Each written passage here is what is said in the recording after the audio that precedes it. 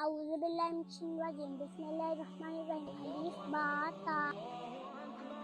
अजान हो रही है, ऐसा करती हूँ जल्दी जाते पहले नमाज पढ़ लेती हूँ।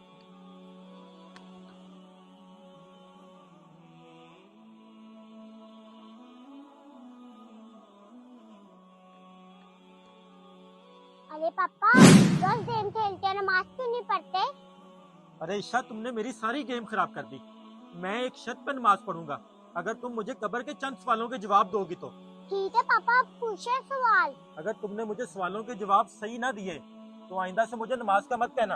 हाँ बाबा, पूछे सवाल। नाम? मुसलमान। वालिद का नाम?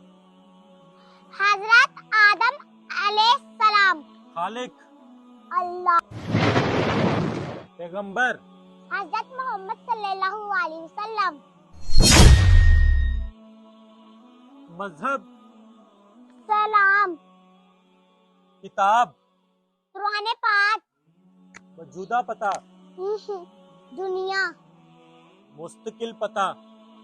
जन्नत इंशाल्लाह। माशाल्लाह बेटा, आपने मेरे सारे सवालों के जवाब सही दिए हैं। आज से इंशाल्लाह मैं 5 वक्त की नमाज बाकायदगी से पढ़ूंगा। और बेटा मिलकर नमाज पढ़ते हैं।